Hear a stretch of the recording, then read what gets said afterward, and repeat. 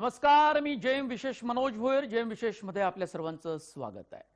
3D रांगोळीचं विशेष वृत्त आपण जेएम विशेष मध्ये पाहणार आहोत. यासोबतच एसएससी बोर्डाची साईट हॅक का झाली याची कारण मीमांसा सुद्धा करणार आहोत. राज्य सरकार त्याची चौकशी करणार आहे. त्यासोबतच इतर महत्त्वाच्या बातम्याही जेएम विशेष मध्ये. सुरुवात करूया जेएम विशेषला.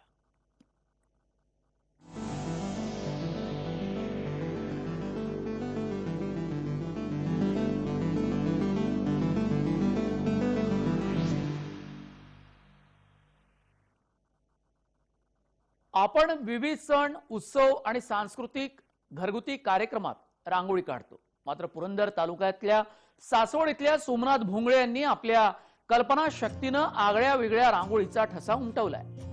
त्यांनी सध्याचा कोरोना काळ लक्षात घेत घराजवळच 3D रांगोळीतून वारी साकारली. त्यातून त्यांनी वारीच्या आठवणी जागवल्या. ही अनोखी रांगोळी पाहण्यासाठी नागरिक देखील गर्दी करतात. कोरोनाच्या संकटामुळे सार्वत्रिक कार्यक्रमांसह धार्मिक कार्यक्रमांवरही मर्यादा आल्या आहेत. त्यामुळेच दरवर्षी उत्साहात निघणाऱ्या वारी सोहळ्यावरही बंधने आली. ही बाब लक्षात घेऊन पुरंदर तालुक्यातल्या सासवड इथल्या सोमनाथ भोंगळे यांनी आपले सहकारी मयूर दुधाळ, प्रेम गिरमे, रिया भोंगळे, मयुरी गिरमे, पायल गिरमे आणि आविष्कार भोंगळे यांच्या सहकार्यातून ही अनोखी रांगोळी साकारली आहे. कलेच्या माध्यमातून पंढरीची वारी साकारण्याच्या उद्देशातून ही रांगोळी साकारल्याचं सोमनाथ भोंगळे यांनी सांगितलंय.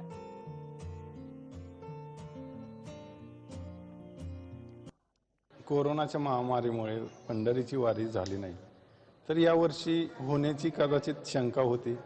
पण यावर्षी देखील पंढरीची वारी होणार नाही हे कळल्यानंतर मात्र आमच्यासारख्या कलाकारांना खूप दुःख झालं. पण कलेच्या माध्यमातून आपण वारी घडवू शकतो हा विश्वास एक मनामध्ये होता. तर मी दरवर्षी पंढरीच्या वारीनिमित्त माझ्या पोर्ट्रेट रांगोळीमधून मी वारीचं दर्शन घडवित असतो. 3D रांगोळीच्या माध्यमातून आता जे वारीतले काही क्षण टिपलेले आहेत, तर आमच्या पुरंदरचे जे काही कलाकार असतील किंवा काही बऱ्याच आमच्या नागरिकांना ते पाहायला मिळते. आणि या रांगोळीच्या माध्यमातून जे काही आपल्या विठ्ठलाबद्दलचे भाव आहेत किंवा जे कोरोना परिस्थितीत जे काही पोलीस असतील, कर्मचारी असतील, त्यांनी जी काही मदत केलेली आहे त्या पद्धतीने त्यांनी ते मांडण्याचा प्रयत्न केलाय. 3D रांगोळीच्या माध्यमातून सोमनाथ भोंगळे यांनी वारीच्या आठवणींना उजाळा देण्याचा प्रयत्न केलाय. सध्याच्या कोरोनाच्या काळात वारी होऊ शकत नाही अशा परिस्थितीत ही रांगोळी एक वेगळा आनंद देणारी ठरली आहे, असं इथे येणाऱ्या प्रेक्षक सांगतायत. सोमनाथ भोंगळे यांनी त्यांच्या सहकाऱ्यांनी काढलेली ही रांगोळी सध्या चर्चेचा विषय ठरली आहे.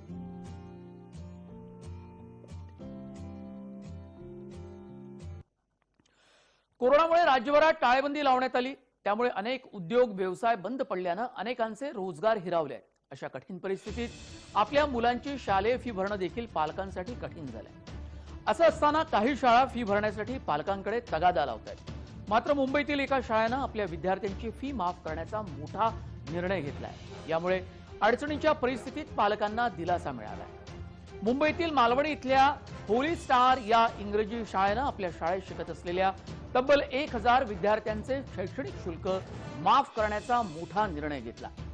विद्यार्थ्यांचे शुल्क माफ करणारी मुंबईतील ही पहिली शाळा ठरली आहे. याविषयी पालक संघटनांकडून या शाळेच्या निर्णयाचं जोरदार स्वागत केलं जात आहे. इतर शाळांनी फीसाठी पालकांकडे तगादा लावला असताना होली स्टार या शाळेनं घेतलेला निर्णय खरोखरच स्वागतार्ह आहे.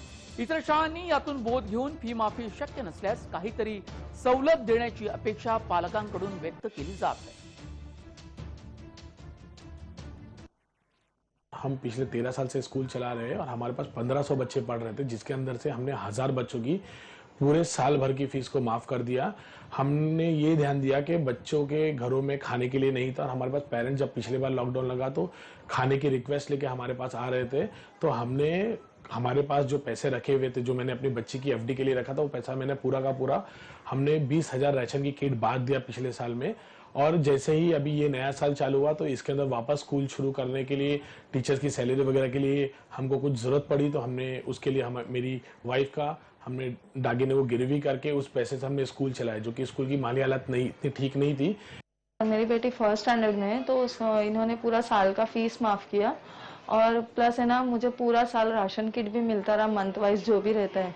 क्योंकि मेरे हस्बैंड की जॉब भी बंद हो चुकी थी और रेंट पे हम लोग रहते हैं, तो इसके लिए थोड़ा सा फीस मेरा पेंडिंग रह गया था, तो सर ने वो भी क्लियरली माफ कर दिए और प्लस ये साल का भी 1000 रुपीज उन्होंने छूट दिए है। उस्मानाबाद जिल्ह्यातील इटकूर गावाच्या हरित इटकूर पॅटर्नचा राज्यभर बोलबाला आहे. झाडाचं गाव म्हणून हे गाव सध्या पुढे येत आहे. गावातल्या प्रत्येक उंबऱ्यासमोर एक झाड आहे, अशी गावभर सगळीच झाड आहेत. दुष्काळग्रस्त उस्मानाबाद जिल्ह्यात हे चित्र सगळ्यांना आश्चर्यचकित करणार आहे. सुमारे 10,000 लोकसंख्या असलेल्या या गावातील तरुणांनी पर्यावरणपूरक गाव बनवण्याचा संकल्प केला. मागील 3 वर्षांपासूनच गावात आपलं इटकूर हरित इटकूर हा उपक्रम राबवला गेला. या उपक्रमाअंतर्गत गावात वड, करंजा, लिंब, नारळ, बदाम, सप्तपर्णी अशा झाडांची लागवड करण्यात आली. सुमारे 2,500 उंबरे असलेल्या या गावात उंबरठा तितकी झाडं या मोहिमेअंतर्गत गावातील प्रत्येक घरासमोर चौकात झाडं लावण्यात आली. त्यामुळे गावभर सावली असलेली पाहायला मिळते. गावातील विविध भागात जोपासलेली ही वृक्ष संपदा सर्वांना प्रफुल्लित करते. यामुळे जिल्हाभरात या गावाची ओळखच झाडाचं गाव म्हणून झाली आहे. लागवडीप्रमाणेच या गावानं या झाडांच्या संवर्धनावर देखील विशेष लक्ष दिलं.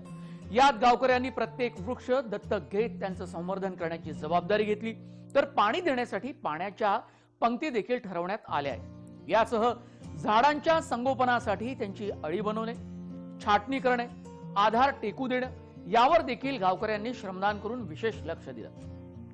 यात सर्वात महत्वाचं म्हणजे कोणी झाड तोडल्यास 10,000 रुपयांचा दंड देखील आकारण्यात येतो. दरवर्षीप्रमाणे यावर्षी देखील या गावाच्या परिसरात जवळपास 1,000 रोपांची लागवड करण्यात आली. सोबतच या झाडांना जगवण्याची शपथ देखील गावकऱ्यांनी घेतली आहे. या गावानं सरकारकडून 1 रुपयांचा निधी न घेता केवळ लोकवर्गणीतून आपल्या गावास हरित गाव करण्याचा केलेला हा संकल्प नक्कीच राज्यासाठी प्रशंसनीय आहे आणि त्यातून बोध सुद्धा आपल्याला गावकऱ्यांनी घेता येण्यासारखा आहे. पर्यावरणाचा समतोल राखण्यासाठी केलेल्या या उपक्रमाचं अनुकरण राज्यातील इतर गावांनी देखील करायला अजिबात हरकत नाही. गेल्या पहिल्या वर्षी आम्ही काय केलं होतं, जसं जेवणाची पंगत असते तसं आम्ही पाणी पंगत ठेवली होती. म्हणजे प्रत्येकाने ज्याला श्रमदान करायचं त्यांनी ती पंगत घ्यायची आणि त्या झाडांना पाणी घालायचं. त्याच्यानंतर हा जो उपक्रम आहे याच्यामध्ये कुणी अध्यक्ष नाही, कुणी उपाध्यक्ष नाही, कुठला राजकारण विरहित हा कार्यक्रम आहे. गावातील सगळ्या तरुणांनी एकत्रितमध्ये येऊन हा कार्यक्रम घेतलेला आहे.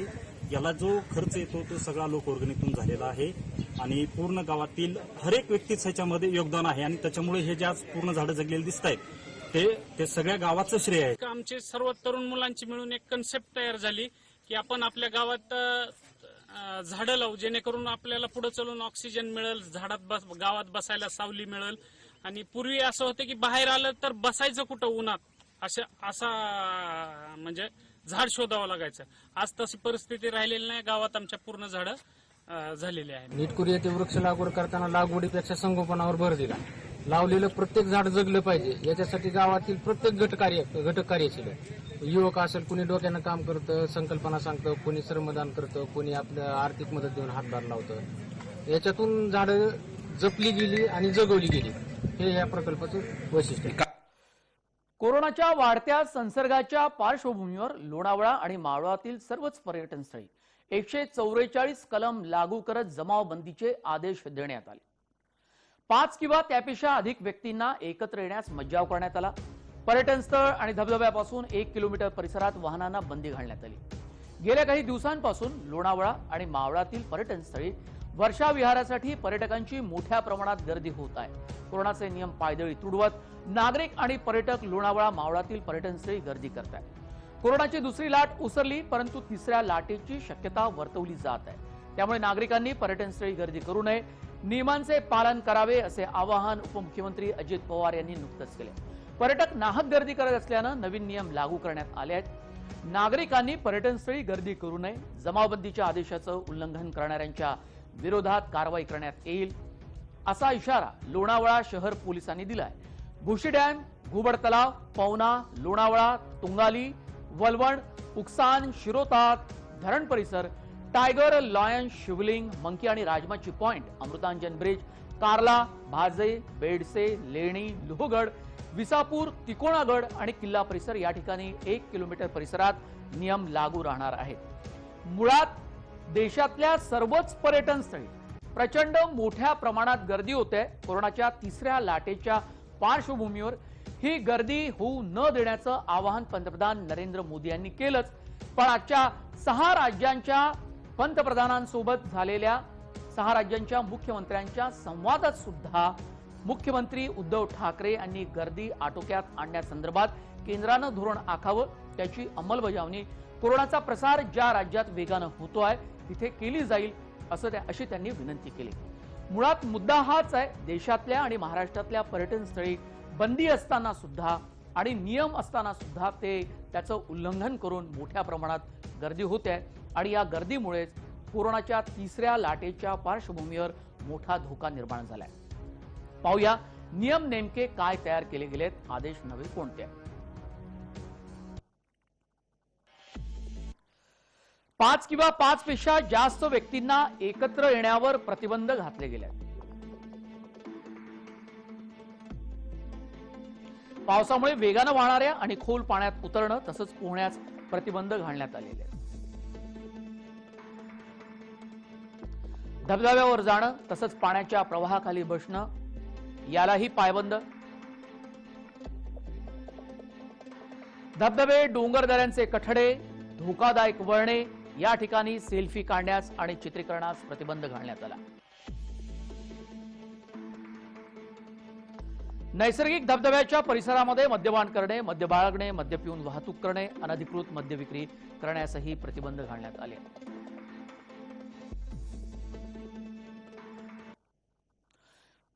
कोरोनाच्या पार्श्वभूमीवर पंतप्रधान नरेंद्र मोदी यांनी 6 राज्यांच्या मुख्यमंत्र्यांशी संवाद साधलाय। मुख्यमंत्री उद्धव ठाकरे आणि पंतप्रधान नरेंद्र मोदी यांची व्हिडिओ कॉन्फरन्सिंगद्वारे चर्चाही झाली। यावेळी कोरोनाच्या संभाव्य तिसऱ्या लाटेला थोपवताना वाढणारी गर्दी हे एक मोठं आव्हान असल्याचं मत पंतप्रधान मोदी यांनी व्यक्त केलं। या दृष्टीनं विविध धार्मिक, सामाजिक आणि राजकीय कारणांसाठी होणारी गर्दी थांबवण्यासाठी केंद्र सरकारनंच आता त्यांच्या स्तरावरून देशपातळीवर व्यापक धोरण राबवावं, ते धोरण आखावं अशी विनंती मुख्यमंत्री उद्धव ठाकरे यांनी पंतप्रधान नरेंद्र मोदी यांना केली आहे।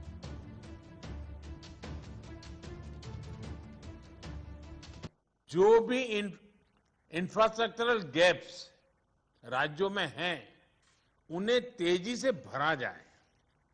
खास तौर पर ग्रामीण इलाकों, रूरल एरियाज, उस पर हमें ज्यादा मेहनत करने की जरूरत है। इसके साथ ही सभी राज्यों में आईटी सिस्टम्स, कंट्रोल रूम्स और कॉल सेंटर्स का नेटवर्क मजबूत करना भी उतना ही जरूरी है। टेस्ट, ट्रैक, ट्रीट एंड टीका, इसी वैक्सीन की हमारी रणनीति फोकस करते हुए हमें आगे बढ़ना है। माइक्रो कंटेनमेंट जोन्स पर हमें विशेष ध्यान देना होगा। जिन जिलों में पॉजिटिविटी रेट ज्यादा है, जहां से नंबर ऑफ केसेस ज्यादा आ रहे हैं, वहां उतना ही ज्यादा फोकस भी होना चाहिए। वेळ झाली आहे एका छोट्या ब्रेकची। आपण पाहत रहा माझ्यासोबत जयम विशेष।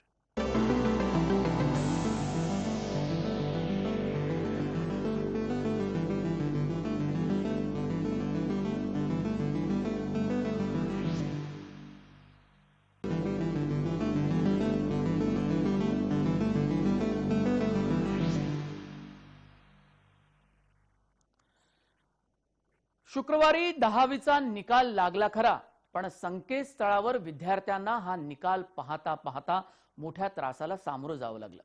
10वीच्या निकालाचं संकेतस्थळ क्रॅश झाल्याची चौकशी आता करण्यात येणार आहे। ही माहिती शिक्षण मंत्री वर्षा गायकवाड यांनी दिली आहे। माध्यमिक शालांत परीक्षेच्या संकेतस्थळावर अचानक भेट देणाऱ्यांची संख्या वाढल्यामुळे संकेतस्थळ काही काळासाठी क्रॅश झाल्यानं विद्यार्थ्यांना आपला निकाल बघता आला नाही। या सर्व तांत्रिक बिघाडाची चौकशी करण्याची घोषणा गायकवाड यांनी केली, तसे निर्देशही त्यांनी दिले। महाराष्ट्र राज्य माध्यमिक आणि उच्च माध्यमिक शिक्षण मंडळानं इयत्ता 10वीचा निकाल शुक्रवारी दुपारी 1 वाजता ऑनलाईन पद्धतीनं जाहीर करण्याचे गुरुवारी घोषित केले होते। अनेक विद्यार्थ्यांना निकालच पाहता आला नाही, एकाच वेळी अनेक विद्यार्थ्यांनी निकाल पाहण्यासाठी संकेतस्थळाला भेट दिली. परिणामी साईट क्रॅश झाली. 1 वाजता आले होते आणि अजूनही नाही भेटलाय निकाल.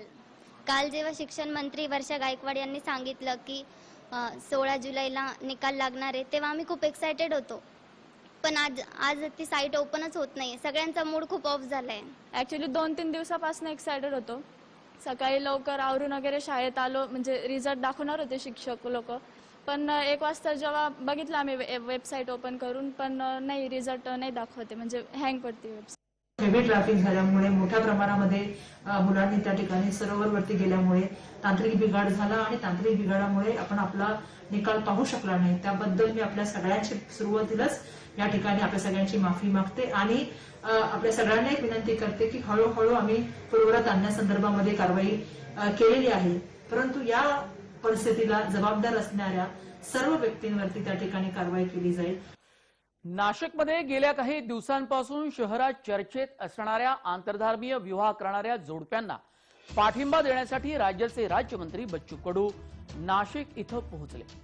हा लवजिहाद नसून या दोघांचा विवाह सोहळा पार पडणारच असं बच्चू कडूंनी ठणकावून सांगितलं. दोन्ही कुटुंबियांची संमती असताना इतरांनी यात लुडबुड करू नये अशी खरटपट्टी बच्चू कडूंनी लग्नाला विरोध करणाऱ्यांची काढली आहे. सराफा व्यावसायिक प्रसाद आडगावकर यांची मुलगी रसिका आणि मंजूरभाई मकबूलभाई खान यांचा मुलगा आसिफ यांचा विवाह नोंदणी पद्धतीनं झालाय. या विवाहाला काही लोकांनी विरोध केलाय. त्यानंतर बच्चू कडू यांनी दोन्ही कुटुंबियांना पाठिंबा दिला. धर्म न बदलता विवाह करत असतील तर इतरांनी लुडबुड का करायची? ही काळाची गरज आहे. कोणत्याही गोष्टीला जाती धर्माचं वळण लावलं जातं असं बच्चू कडू म्हणाले. रसिकाच्या लग्नात मी उपस्थित राहणार असल्याचंही त्यांनी सांगितलं.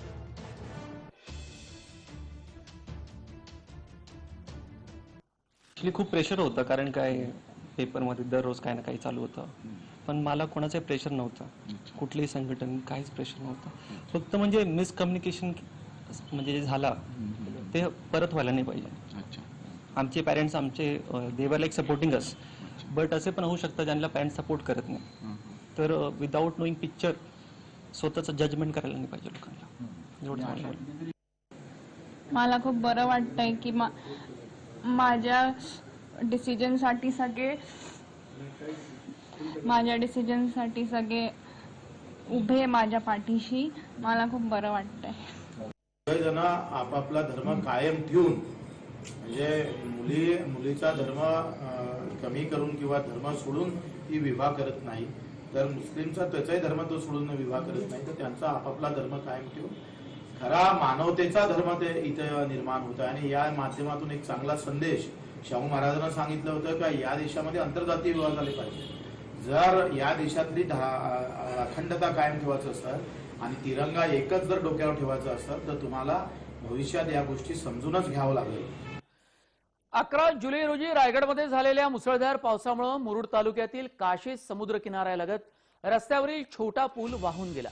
या दुर्घटनेत एक मोटरसायकल आणि कारही वाहून गेली. मोटरसायकल स्वाराचा यामध्ये मृत्यू झाला, तर 10 वर्षाच्या एका बालकानं दाखवलेल्या प्रसंगवधानामुळे कारमधील प्रवाशांचे प्राण वाचले. या 10 वर्षाच्या शूर बालकाचा रायगडचे पोलीस अधीक्षक अशोक दुधे यांनी प्रशस्ती पत्रक देऊन सन्मानही केला. भायदे कुटुंबीय आपल्या अर्टिगा 4 चाकीमधून मुरुड इथं फिरण्यासाठी आले होते. त्यावेळी काशेत येथील पूल वाहून गेला आणि या दुर्घटनेत भायदे कुटुंबाची कारही सापडली. कारमध्ये पाणी शिरलं. कुणालाही कारमधून बाहेर पडणं शक्य नव्हतं. डोकं सुद्धा काम करणार नाही. अशा सगळ्या या प्रसंगात 10 वर्षाच्या श्रीनं कारच्या मागील काचेवर हातापायाचे जोरदार ठोके मारून काच फोडली आणि वडिलांनी कारमधून भायदे कुटुंबांना बाहेर काढलं. श्रीनं दाखवलेल्या या प्रसंगवधानामुळे श्रीसह 5 जणांचे प्राण बचावले. श्रीच्या या शौर्याचं कौतुक रायगड पोलीस दलाकडून सुद्धा होत आहे.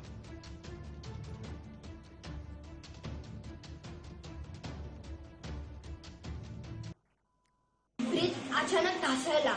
आम्ही खाली गाडी जोरात आपटली आणि गाडीमध्ये पाणी भरायला सुरू झालं. मी काय करू कळत नव्हतं. पाठीमागच्या काचेला तडे गेलेले, त्या तड्यांवर मारायला सुरू केलं. तर खूप वेळ मारून दुखायला लागला हात. माझा हाताने बुक्के मारत होतो ना, त्याचा हात दुखायला लागला. तर मी शीटचं जे टेकायचं असतं पाठीमागे ते काढून फेकून मारलं मग त्याच्याआधी पण फुटलं नाही, मग लातेने मारायला सुरू केलं जोरात जोरात. मग तेव्हा ती काच फुटली आणि मग बाहेर आलो. मग बाबांनी बाकी सगळ्यांना बाहेर काढलं. माझ्या मुलाला खांद्यावरती घेतला आणि पोहत पोहत एका कडेला गेलो. त्यात आम्ही पूर्ण बुडालेलो. माझ्या मुलांनी झाडाची फांदी वरती पकडली आणि तो वरती चढला. तर वरती लोक होती, ती शोधत होती की कुठून आवाज येतोय ते. माझ्या मुलांनी सांगितलं की माझे आई वडील पाण्यामध्ये डुबतात आहेत. मग लोक आली तिथे आणि मग त्यांनी आम्हाला हात देऊन मी सगळ्यांना माझ्या खांद्यावरती चढवून वरती काढले आणि लोकांनी तिथे आम्हाला या गावातल्या खूप सहकार्य केलं. त्यांनी हॉस्पिटलला नेले, आम्हाला आमची चांगली व्यवस्था केली. कोरोना काळात देशातील असंख्य लोकांच्या नोकऱ्या गेल्या, अनेकांचे व्यवसाय ठप्प झाले. व्यवसायाच्या ठिकाणाचं भाडं देणंही लोकांना कठीण झालंय. बेरोजगारी आणि कर्जबाजारीपणाला कंटाळून अनेक जण टोकाचं पाऊल उचलत आहेत. अशीच एक दुर्दैवी घटना विरारमध्ये सुद्धा घडली. विरारमध्ये असलेल्या स्टार प्लॅनेट हॉटेलच्या चालकानं नैराश्यातून गळफास घेऊन आत्महत्या केल्याची धक्कादायक घटना घडली. करुणाकर बी पुत्रण असं हॉटेल चालकाचं नाव आहे. कोरोनामुळे आलेला आर्थिक संकट आणि भाड्यासाठी सततच्या तगाद्यामुळे करुणाकर गेल्या अनेक दिवसांपासून तणावात होते. व्हीओ करुणाकर यांच्या अंगावर 2 वर्षांपासून थकीत भाडं होतं. तसंच लाईट बिलाचे अंदाजे 40 लाख रुपयांचं कर्ज होतं. या तणावाला कंटाळून त्यांनी अखेर टोकाचं पाऊल उचलण्याचा निर्णय घेतला. गुरुवारी सकाळी 9 वाजता हॉटेलमध्ये कोणी नसताना करुणाकर यांनी हॉटेलमध्ये गळफास घेतला.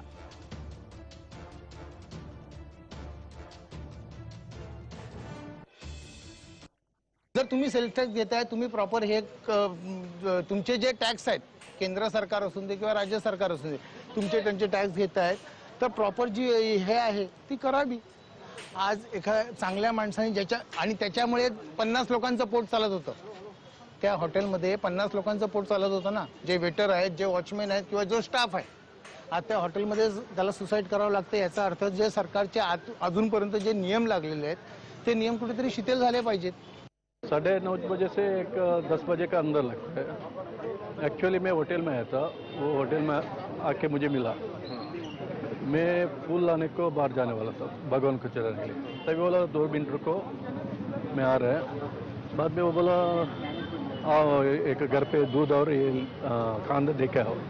ठीक है, मैं वो घर पे दूध और कांदा दे के आया. उसका मैं आने के पहले आने के बाद देखा ऐसा हालत.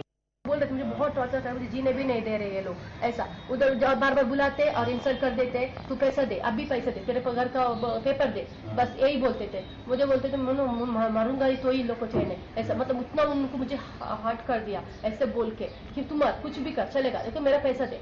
कल भी ऐसे बोल रहे थे. इतना होने के बाद कल भी उनका लाइसेंस को कुछ तो था, वो भी करके आए. तो भी उनको आज क्या हो गया मुझे पता नहीं. इतना होने के बाद आत्महत्येपूर्वी त्यांनी लिहिलेली सुसाईड नोट पोलिसांना मिळाली आहे, ज्यात त्यांनी 2 जणांना आपल्या मृत्यूस जबाबदार ठरवलाय. 2 जणांची नावही त्यात दिली आहे. या घटनेनं वसई विरारच्या हॉटेल व्यावसायिकांमध्ये एकच खळबळ उडाली. त्यांच्या मृत्यूस जबाबदार असलेल्या दोषींवर कठोर कारवाई करावी अशी मागणी हॉटेल चालकाच्या पत्नीनं केली आहे.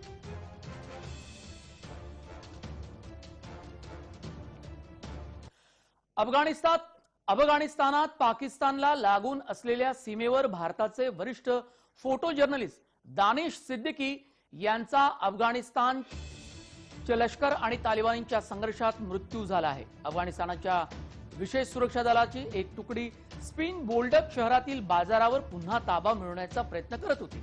त्यावेळी तालिबानींबरोबर चकमक झाली आणि त्यात दानिश यांच्यासह अफगाणिस्तानाच्या अधिकाऱ्याचा मृत्यू झाल्याचं अफगाणिस्तानच्या कमांडरनं रॉयटरला सांगितलेलं आहे. कोण होते दानिश सिद्दीकी पाहूया ग्राफिकच्या माध्यमातून.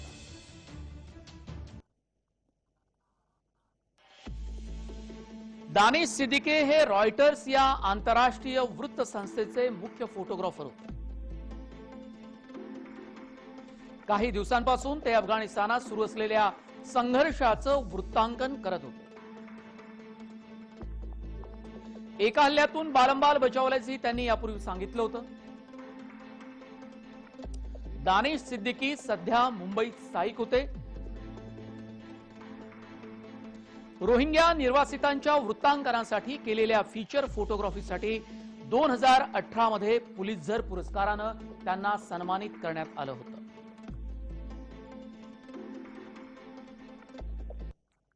वेळ झाली जेम विशेष मध्ये इथेच थांबण्याची. आपण पाहत रहा जय महाराष्ट्र.